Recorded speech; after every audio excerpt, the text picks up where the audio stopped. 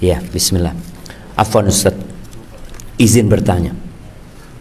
Kenapa nggih ana merasa ada gap, ada jarak dengan ikhwan-ikhwan kita yang memiliki kelebihan rizki, the have, kata dia. Seakan ikhwan ini mengeklusifkan diri hanya untuk sesamanya yang juga kaum berpunya. Bukankah Utsman bin Affan rahimahullahu ta'ala, radhiyallahu ta'ala anhu, dan Abdurrahman bin Auf mudah ditemui pada zamannya? Jazakallahu khairan. Ya, boleh jadi ini perasaan.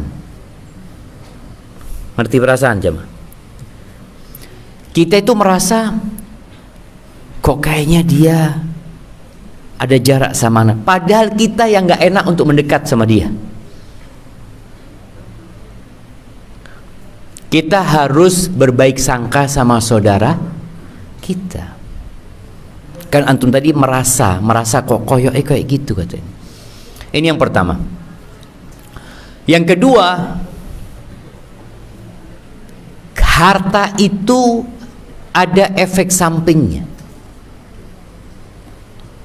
Orang itu kalau punya harta kadangkala jadi sombong.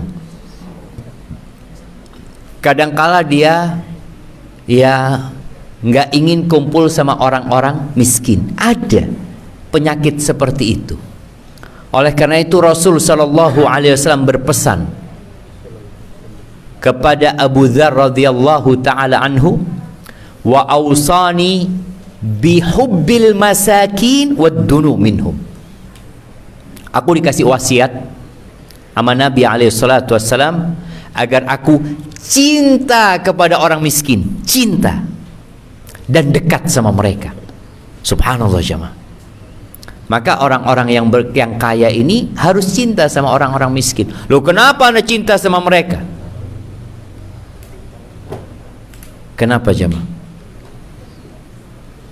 Ternyata kita itu jadi kaya karena orang-orang miskin.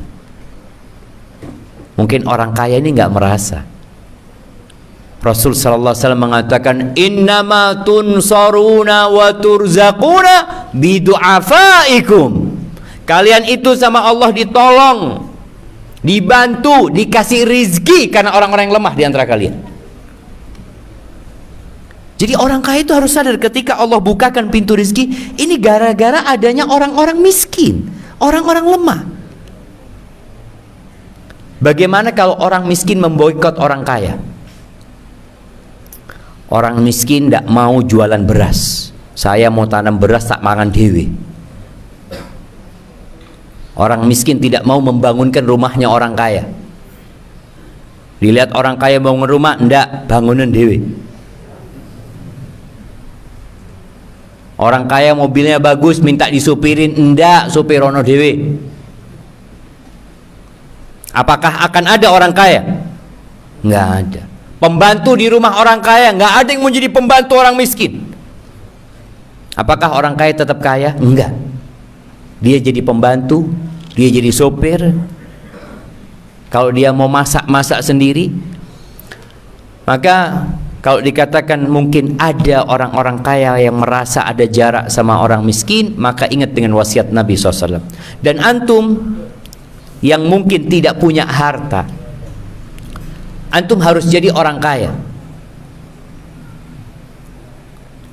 Ya, apa jadi orang kaya jemaah?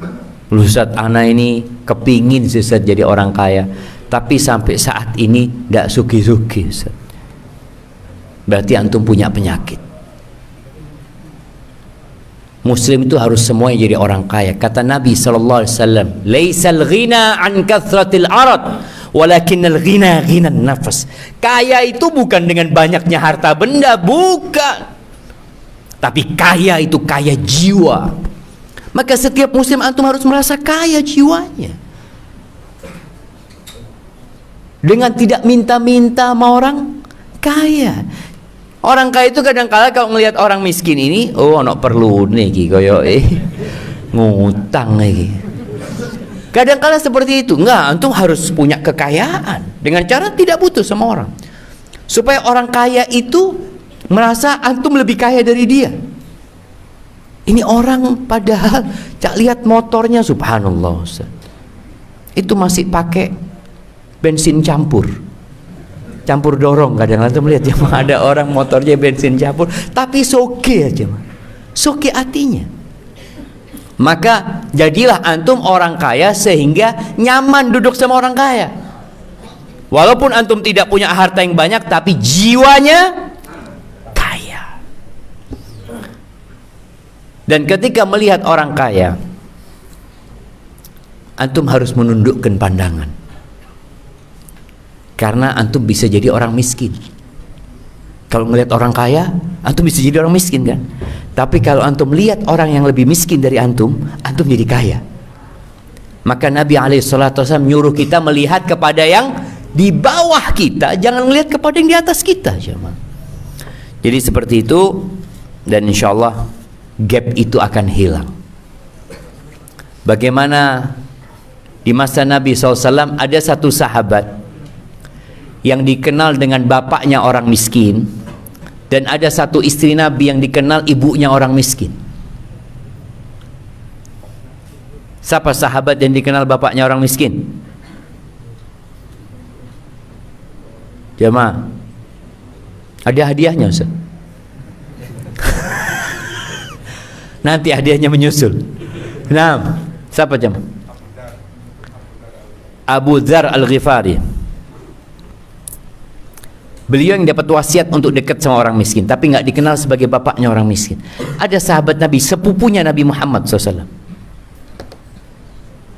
Siapa? Ja'far. Masya Allah. Ja'far itu ngundang orang miskin ke rumahnya, jamaah. Makan di rumah. Kadang kala di rumahnya Ja'far itu nggak ada makanan. Habis maksudnya makanan itu. Punya madu Ja'far itu. Madu dulu itu ditaruh seperti di guci, jamaah ya. Karena sudah madu Arab tuh lengket, jamaah. Kadang-kala dituang itu nggak netes. Akhirnya sama Ja'far itu dihancurin, jamaah. Gucinya dihancurin, lalu dibagi-bagi pecahannya itu, jamaah, untuk dijilatin sama orang-orang itu bersama mereka. Subhanallah. Ada Ja'far radhiyallahu taala anhu. Adapun yang dikenal sebagai ibunya orang miskin siapa? Istrinya Nabi